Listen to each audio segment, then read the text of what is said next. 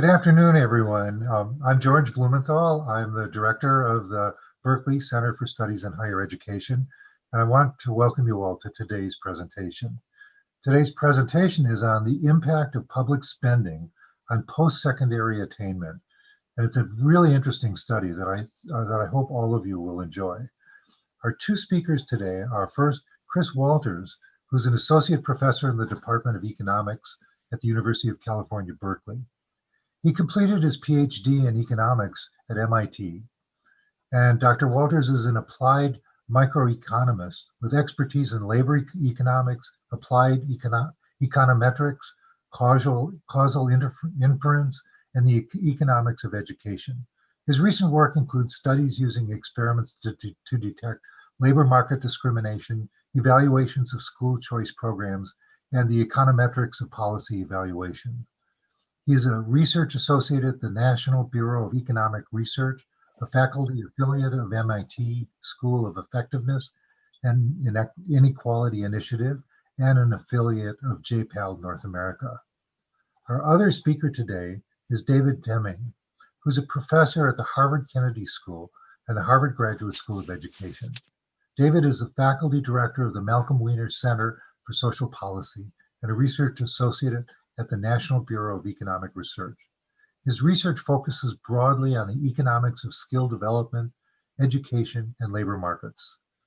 He is a principal investigator at the CLIMB Initiative, which is an organization that seeks to study and improve the role of higher education in social mobility. So before we get started, I want to remind all of you that it is possible to ask questions. If you're watching through YouTube, just use the chat function on YouTube to submit questions, and we'll get that, and I'll try to ask as many of the questions that come in as possible. For your information, today's presentation is being recorded, and it will be available for viewing immediately after today's presentation. So with that, let me turn it over to Chris. All right, thanks very much, George, for that introduction, and thanks for everyone who's watching online. Looking forward to telling you a little bit about this work. So let me try and share my screen here with some slides. Okay, can people see that? Yes. Okay, it sounds like we're good to go. Okay, so yeah, thanks, George. So as George just said, this is joint work with Dave Deming, who's here on the call, about the impacts of price caps and spending cuts on post-secondary attainment in the US. So the motivation for this work starts from a couple of broad, well-known trends in higher education and the labor market in the US. The first is the slowdown in the rate of educational attainment over the last few decades. You can see that in the left-hand panel of this graph. And labor economists think that that slowdown is kind of closely related to the growth of the college premium over this period. So the right-hand panel is showing that you can actually predict the earnings advantage of being a college graduate pretty well using the rate of growth of the college share of hours worked. So with that as motivation, we often think that increasing degree attainment and post-secondary attainment more generally is an important policy priority. And we have this slowdown in growth. And we often hear kind of in the policy debate that rising costs are a potential candidate explanation for the slow rate of growth in educational attainment. You know, the other major trend that motivates our work here is the fact that tuition and fees have risen a lot faster than inflation over the last 30 years. So that's often cited as a key reason that might be responsible for slow growth in attainment. Indeed, on the policy side, a lot of the policy responses we have in the US focus kind of on the price or demand side, the kind of cost side of the market for higher education. For example, at the federal level, Pell Grants, tax credits, Stafford loans. In general, expenditure on federal financial aid tripled in the 2 decades from 1995 to 2015. There's also a lot of state merit and need-based aid programs aiming to reduce prices paid by students. And lately, there's a lot of debate, a lot of rhetoric about so-called free college plans that have been enacted or in progress in a bunch of states in recent years. But our focus on this paper is sort of to bring some attention to the supply side of this market, and so meaning the college spending side. And on the supply side, at the same time that costs have risen, state appropriations for higher education have fallen over this same time period. So for example, one statistic here is that between 2000 and 2014, there was a 29% decline in overall state appropriations for higher education. And as a result, even in the face of rising tuition prices, total per student spending actually fell by about 16% over that same time period.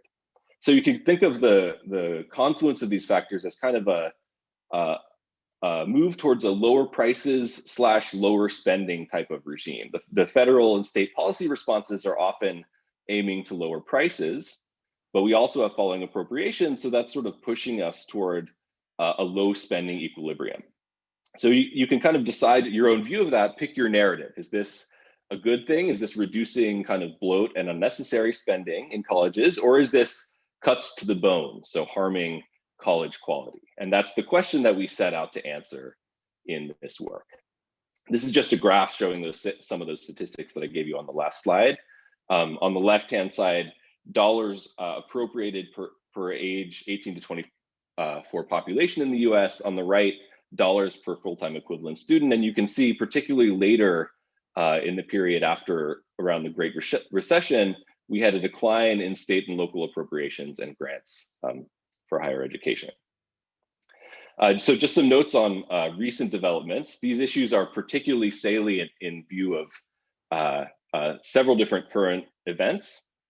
As part of the last round of COVID relief, we have this student loan forbearance program. So that's kind of on the demand cost reduction side. And more generally, President-elect Biden, the incoming administration, has proposed a bunch of other measures to try to reduce costs to students for higher education. So this includes a number of different proposals on student debt cancellation, tuition-free college plans for families earning below $125K per year, a separate, actually debt-free community college plan, and increases in funding for Pell Grants. And at the same time, the COVID-19 pandemic has put a lot of pressure on college budgets, as many of us are unfortunately acutely aware these days. So falling state revenue as a result of the recession, resulting in funding cuts in a lot of states. At the same time, kind of collapsing enrollment this fall with the largest drops in two-year and community colleges. So we can kind of think of those trends that I gave you over the last few decades as especially relevant for what might happen over the next few years. We might see some potential further declines in institutional spending if the recent past is any guide.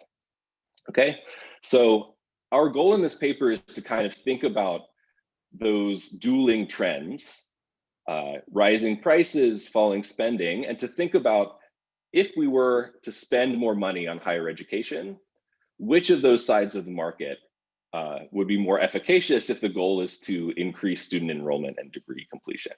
So you can think about our analysis as being motivated by a sort of thought experiment. Suppose you're at Cal State, you're charging $6,000 per year in tuition, spending about $15,000 per student, with the difference being made up by subsidies.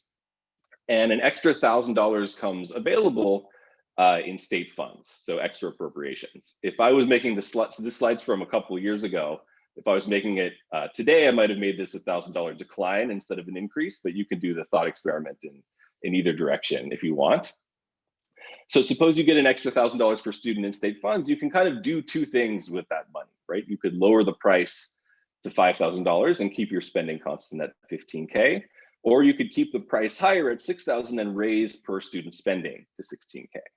So our goal in this paper is to answer which of those two policies would have a bigger effect on enrollment and degree completion.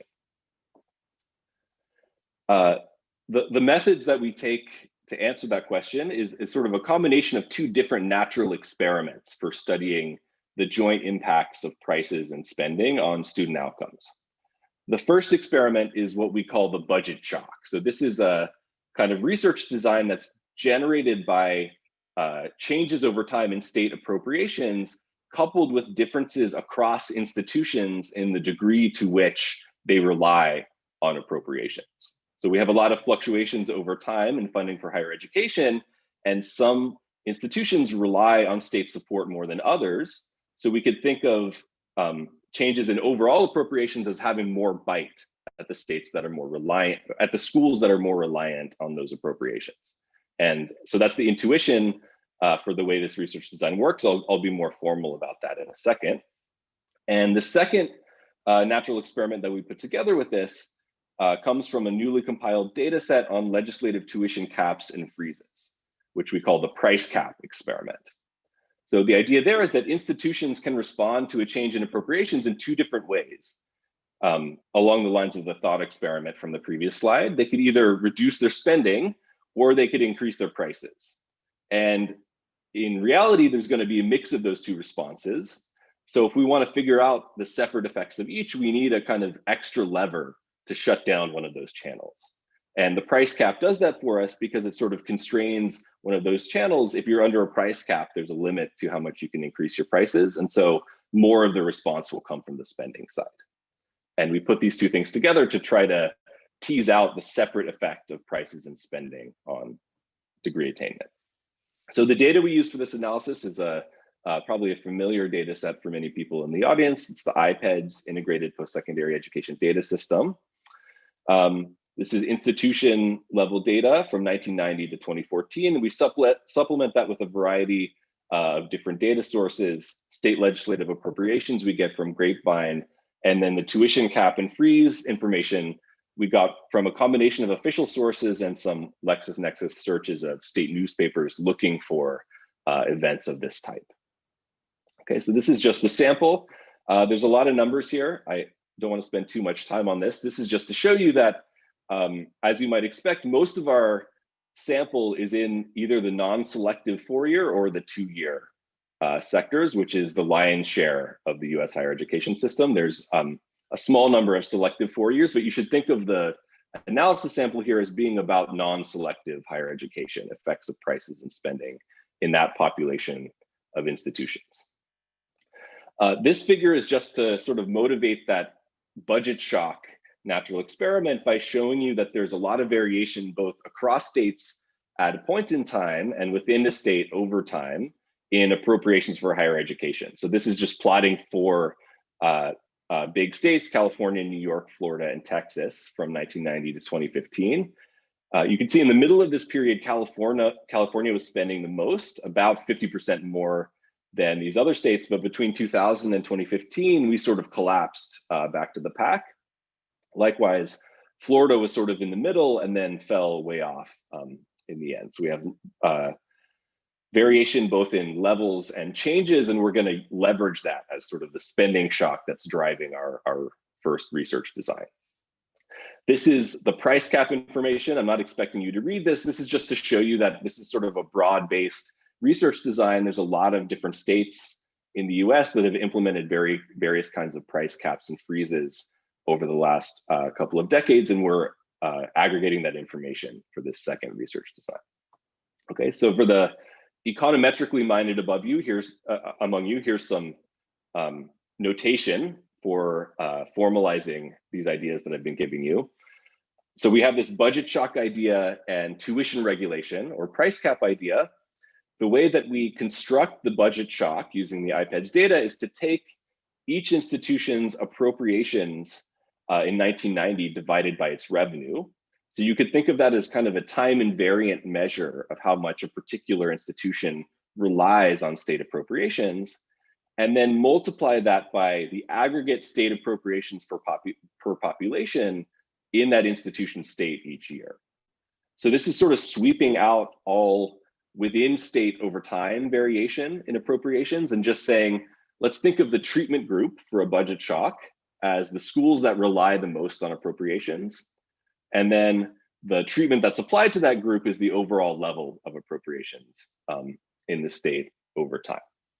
Okay, so that's the way we just define the budget shock. The tuition regulation variables, we use those stats that I showed you on the previous slide to construct two measures of this. One is just an indicator for whether an institution was subject to a price cap at all in a particular year. And the second is the maximum increase that's allowed under the cap if one is in place. So some of the price caps in our data are tuition freezes that say you can't increase your tuition at all. Others put a limit on it, 20% or something like that. And we leverage that variation as well.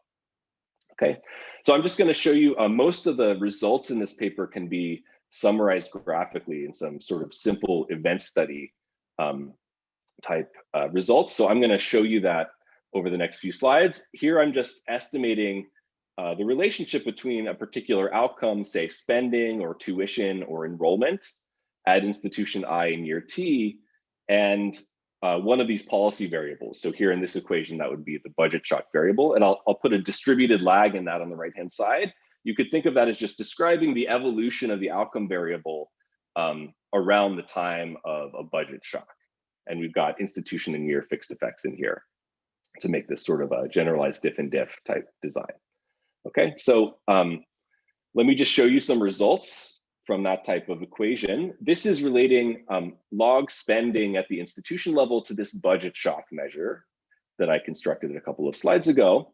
The magnitude is a little bit hard to interpret here, so I would focus on the direction and not magnitude. I'll show you some magnitudes that are more interpretable a little bit later, but what we basically see here is that this research design works in the sense that when there's a budget shock, we see the institutions, or when there's an overall change in state support for higher education, we see the institutions that are most reliant on state support increasing their spending in response to an increase in appropriations.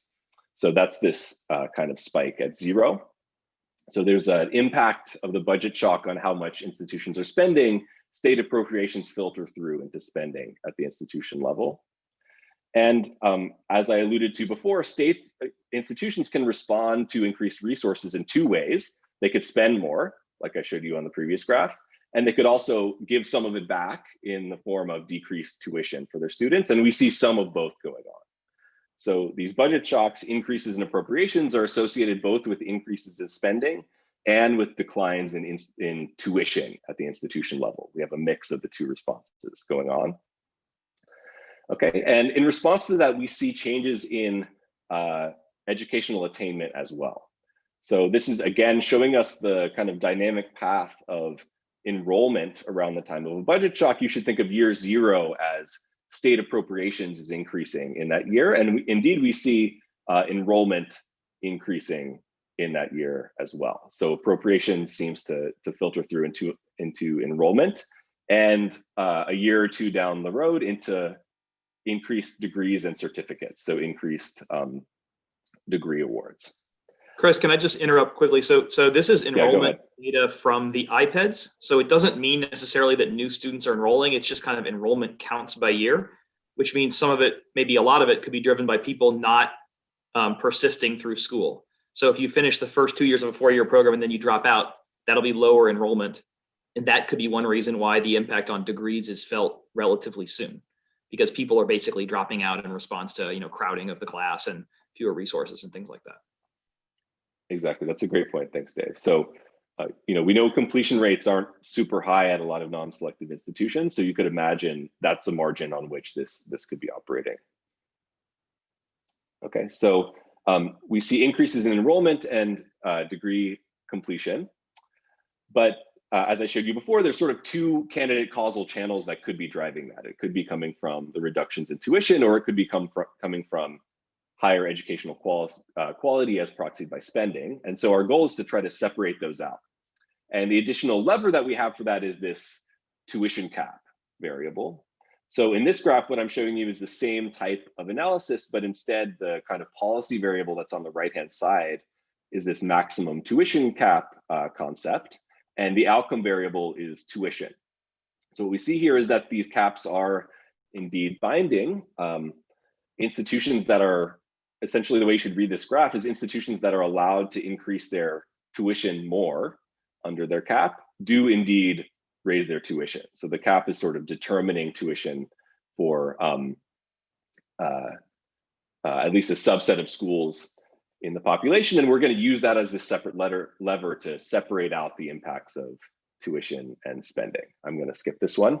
So the way we do that formally is in a two-stage least squares framework, where we have in mind two kind of treatment or endogenous variables that could be affecting outcomes. We have institution spending, and then we have institution tuition.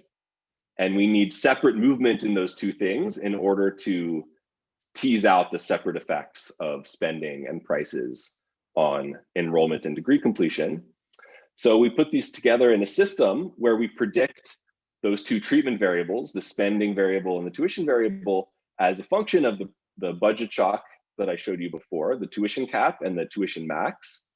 And then the second stage is going to just regress changes in outcomes on the predicted values of the treatment variables from that first stage. So you could think about this analysis as just putting together those graphs that I showed you before, kind of taking out the tuition response that we're measuring through the price cap and allowing us to get the partial effect of spending by combining these two natural experiments.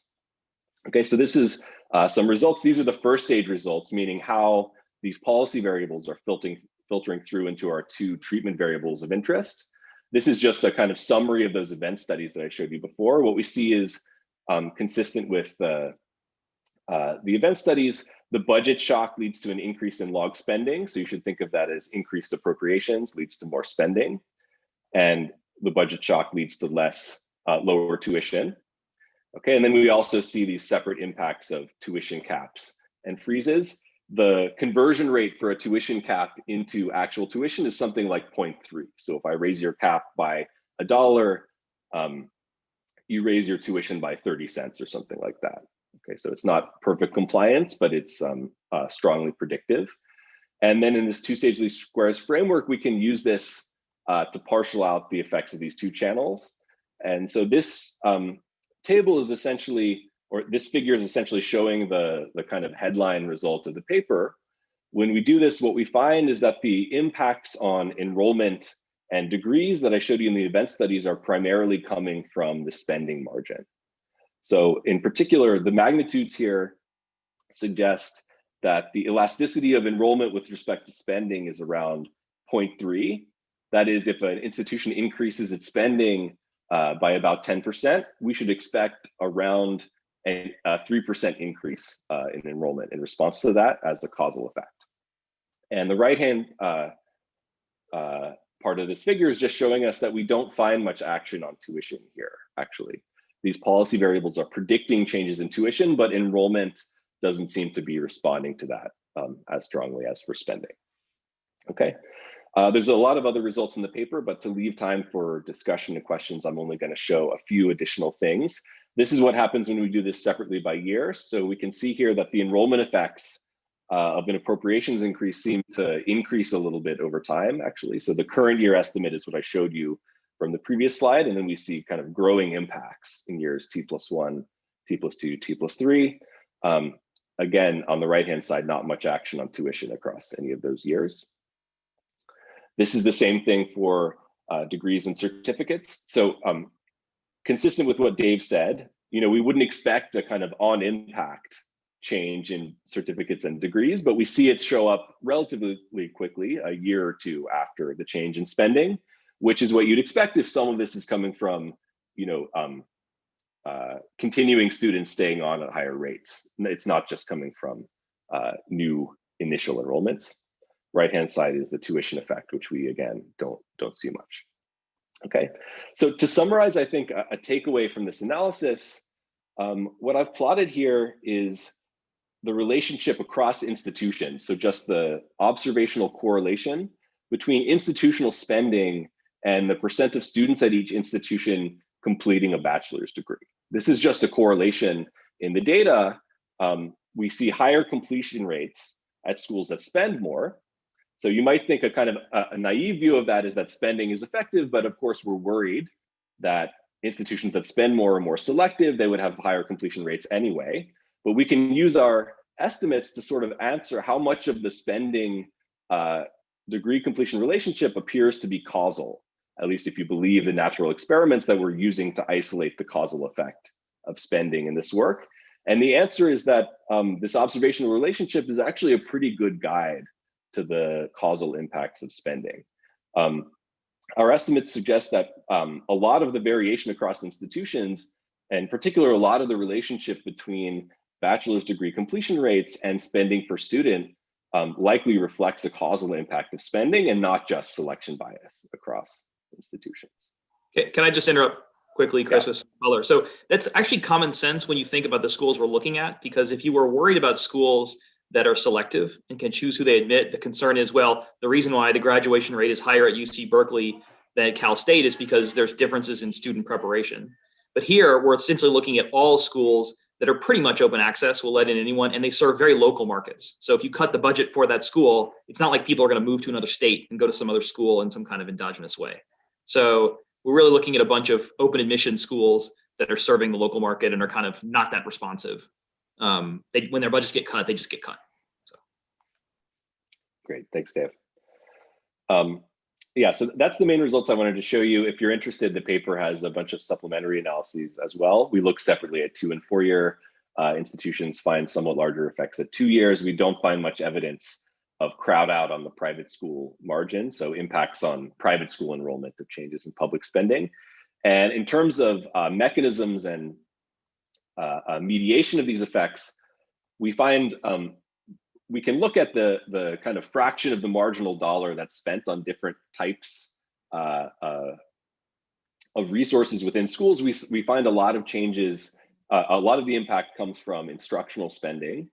A 10% increase in total spending translates into or a dollar of total spending goes about 40 cents to instruction. We find especially large effects on academic support type spending of the sort that kind of smaller scale, arguably more kind of well-identified quasi-experiments have showed large impacts of those sorts of programs at individual institution levels. So it looks to us in our data like a lot of the marginal dollars sort of going towards those programs, which seem to be highly effective at serving students. Okay, so just, I think I've already said this, I want to conclude quickly so that we can get to some of the discussion and questions. I think that the bottom line that we sort of want to communicate with this paper is that spending seems to matter, especially for persistence and degree completion at colleges. So our estimates suggest in particular that a dollar on the supply side, so a dollar targeted towards increasing institutional spending rather than cutting prices for students, goes a long way. And at least on average across the non-selective institutions that are kind of the population of interest for this study, the supply side dollar seems to go further than an average cost reduction on the demand side of equivalent value. So more generally, this sort of suggests it's important to consider both demand and supply impacts when evaluating cost containment policies. And it's sort of interesting to think about these issues as we see a lot of policy debate in this area going forward over the next few months, as I mentioned in the introduction. Okay, so I think I'll stop there and ask Dave if he wants to say anything else, and we can move to the discussion and questions.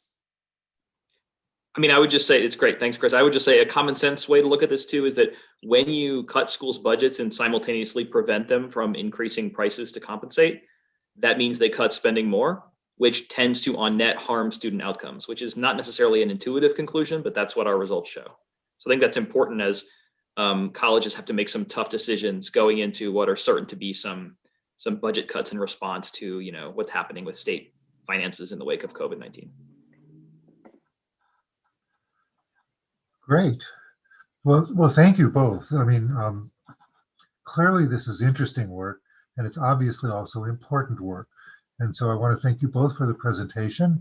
And we had some questions that were submitted prior to the talk, and I want to get to some of those and several other questions as well.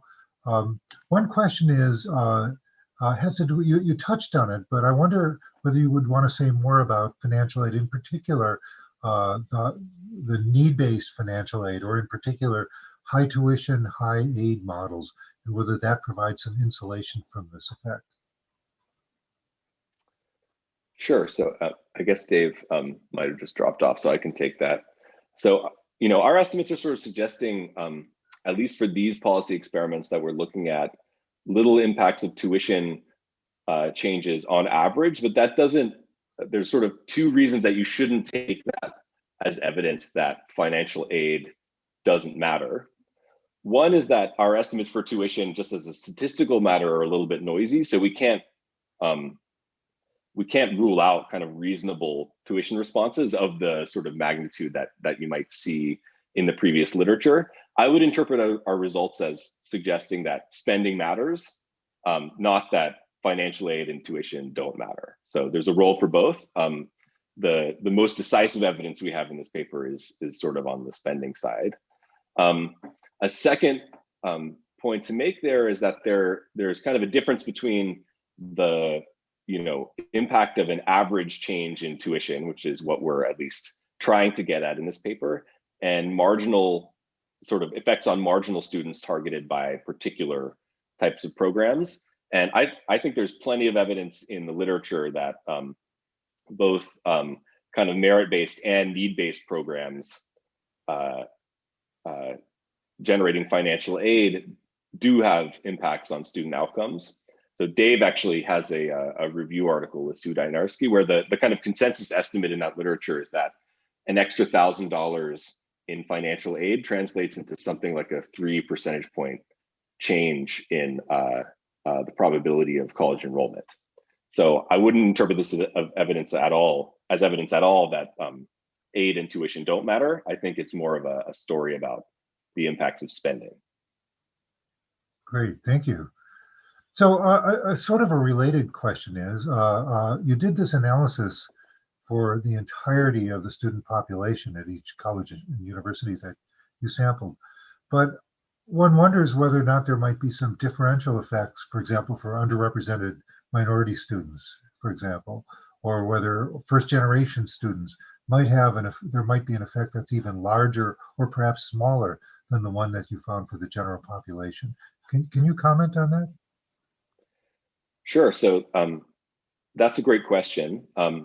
As you said, in the IPEDS data, we don't actually have student level data at all. We just have institution level data. So we're sort of thinking of this as a study of institutions. But at least across institutions, there's evidence, I think, in the paper that's consistent with larger impacts on the sorts of underrepresented groups that you mentioned. As I alluded to at the end of the presentation, we see larger impacts for 2-year schools, community colleges, and less selective 4 years, and which we would think probably have disproportionate enrollment shares for those groups relative to the general population of all institutions. But I agree that looking at that more specifically is also a very interesting question. Great, thank you. We got a question that just came in from one of our YouTube followers. This person says, great study, thank you so much. Could you please elaborate a little bit more on how your study could inform the current policy debate on student debt cancellation or student debt relief? Yeah, so that's a very good question that I've been pondering as well.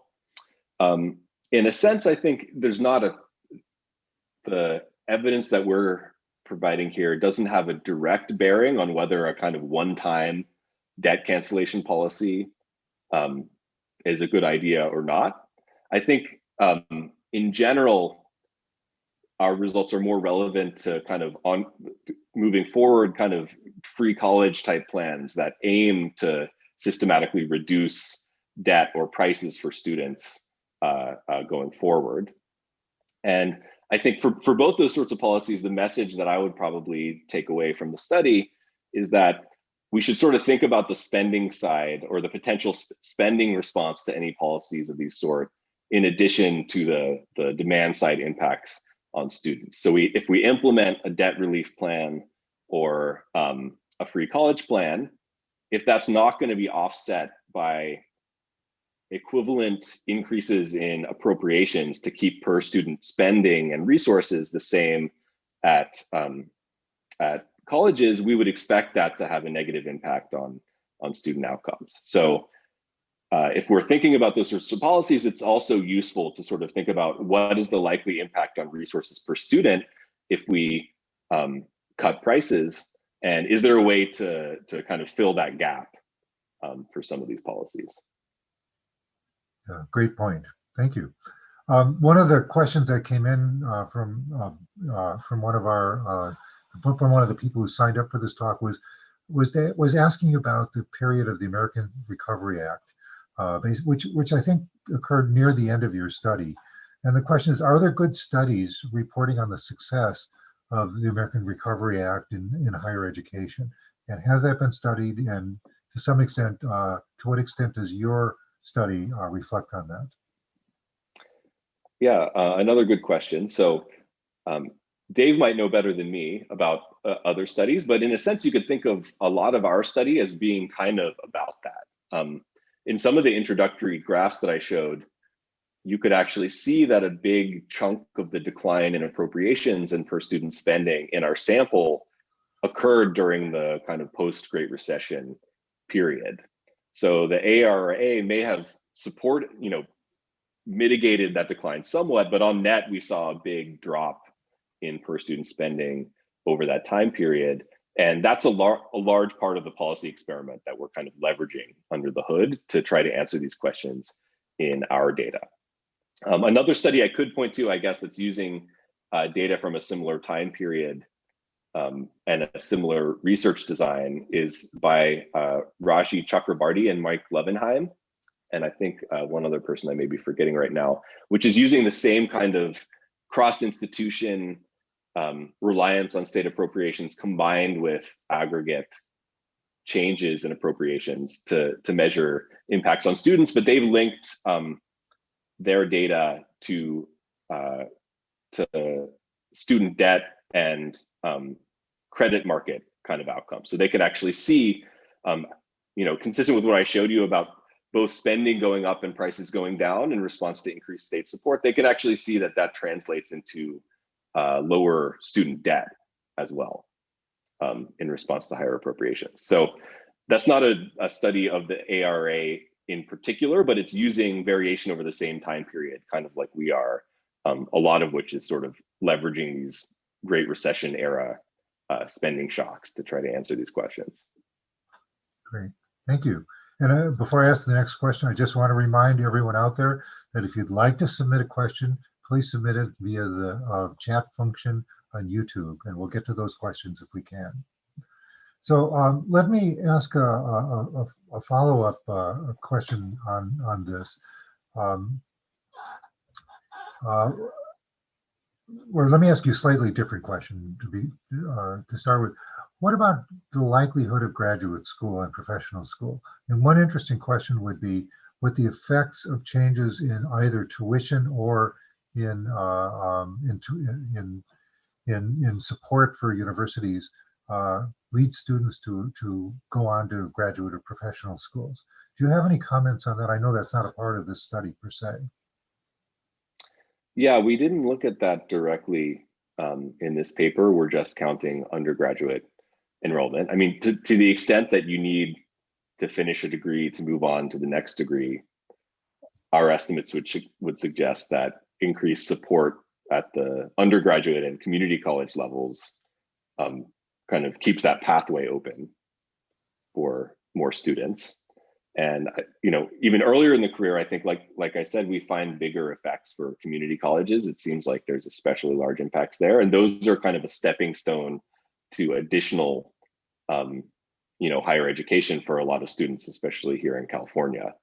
So that's not graduate school, but you could think of the impacts that we find suggesting that if the goal is to get students, transitioning from community college to four-year and maybe beyond, impacts of state support are especially large on students who are kind of at that community college margin and might be thinking about making that move. Great. So coming back to California and other states, some other states actually tie budget allocations to enrollment goals for colleges and universities.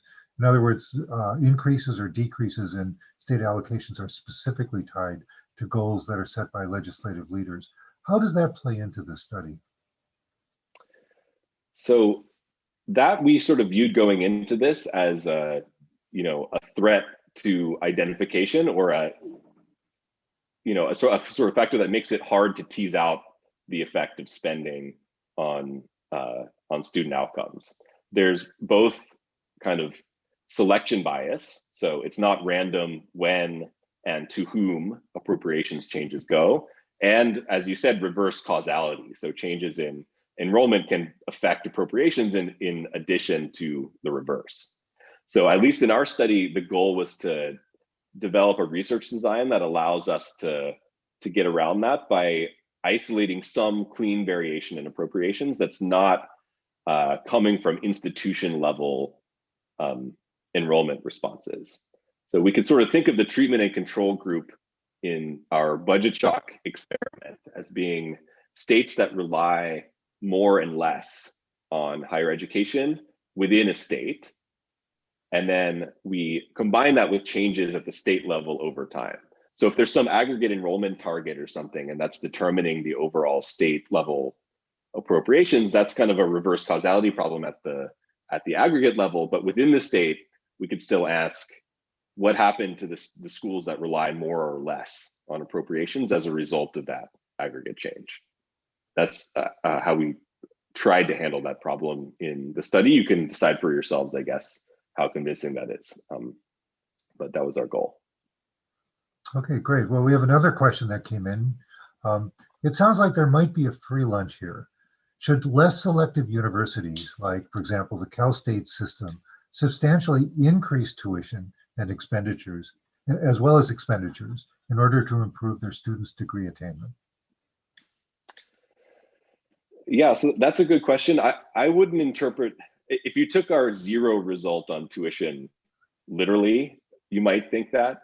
As I said before, I would interpret that in a more guarded way. And note that we have fairly large confidence intervals on that result. Our results are consistent with a modest, but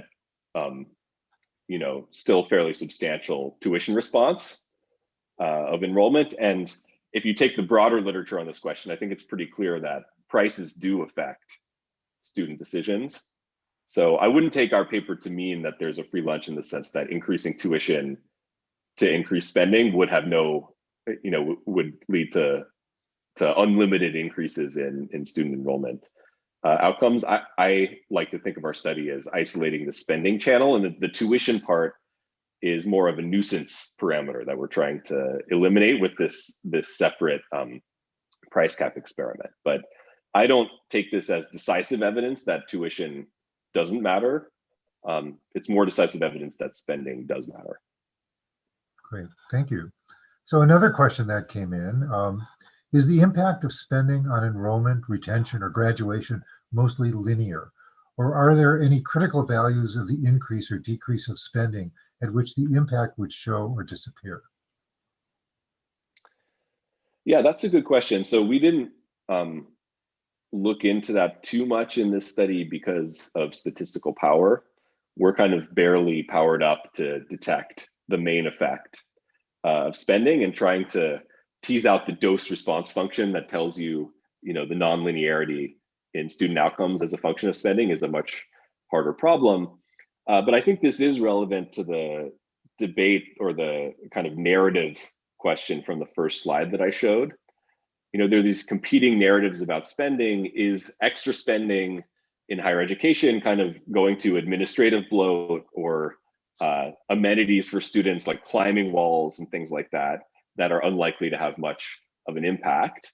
You might think of that as being way out on that dose response function on kind of the flat of the curve, where the extra spending is not really going to something that's crucial for student success. Or you might think we're way further down on that curve, and therefore that cuts to spending would be cuts to the bone in terms of resources. And at least the way I would interpret these results is that we seem to be at least on a steep part of the dose response function where we are right now. You might think it gets flat at some point. Maybe highly selective institutions are at that point on that function. But like I said, most students in the US don't go to those institutions, and our sample is not really about those institutions. It's more about non-selective schools. And our evidence, at least here, suggests that we're not on the flat of the curve for non-selective institutions. Great, thank you. Another question that came in is the following. Is there anything in the study that allows you to evaluate the impact of different types of spending? For example, changes to instructional budget versus changes to student services or student success initiatives? So we can't quite do that with the research design that we have. Those are sort of outcomes of the study. So, if our research design is working as we hope, it's giving us a kind of clean design for studying the causal impact of an extra dollar of spending. And an outcome of that experiment is to ask, what does that dollar go to? So we can look at that, and we do look at that in the paper. Where does the marginal dollar go? I briefly referenced this. We find pretty large impacts on instructional spending and student support spending. I think it's very interesting to ask which of those, which of the potential goods that a college could spend that money on is most effective. We don't have leverage on that question, but I think some of the previous literature that I mentioned that suggests large impacts of student support services would suggest that student support spending, at least in the current environment, seems to be pretty valuable. And that's consistent with our results, which show that a lot of the marginal dollar for non-selective schools in our sample is going to programs like that. So we don't have the variation to tease out the impacts of those things, but we see large impacts on a channel that if you were immersed in the previous literature on this topic, you probably would have thought coming in is an especially effective form of spending. So we think the results are consistent with that idea. Great. Well, there's another question that came in, which I think is a little bit repetitive, but I'll ask it anyway. Any hypothesis on why spending should impact enrollment or retention or graduation? I mean, what's the theory behind it? Yeah, this is a bit of a weakness of the study in that we sort of treat this as a black box. We can't quite tell what's happening at the institution level, except for these broad spending categories.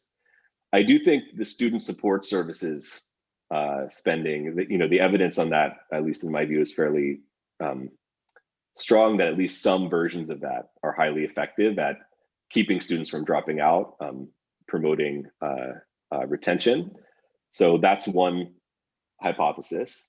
Another hypothesis is just the sort of crowding idea. So, in the literature on higher education, we have this idea of cohort crowding. When there's extra students in a cohort of graduating high school students, you have more students on campus at colleges. That seems to have a negative impact through that could operate through a variety of different channels. One is just like crowding in classes, so bigger class sizes, or constraints on capacity. So maybe I can't even get the class that I need to graduate if it's not being offered this semester because instructional spending got cut or something like that. And maybe I don't get that class this semester, and so I decide not to come back next semester. Something happens in between. So that's another those sort of pure capacity constraint type stories are another, I think, fairly plausible channel, but we don't have leverage on being able to tease those apart in this study. Great. Another question is, realizing, of course, that this study was done in the United States, do you think that there are lessons that translate to other countries around the world? Yeah, that's a great question. I mean, I confess that we've focused, exclusively on the US here, and I don't know of experiments like this or sort of quasi-experiments that look at the same questions in other places. In less developed countries, I think there is evidence that at earlier stages of education, basic spending expansions like building high schools or reducing class sizes, things like that seem to have positive impacts. So, broadly, that's consistent with the idea that resources per student, instructional resources, things like that matter.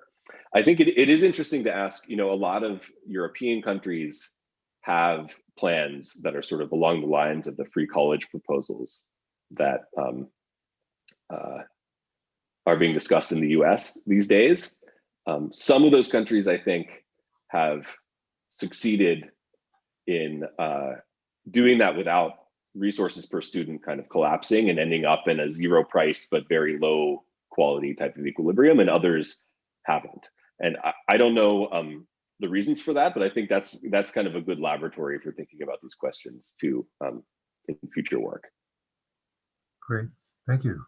So let me put you on the spot now and ask you if right after this presentation, you get a call from a member of the Biden transition team, and that person says to you, okay, Chris, I heard your talk.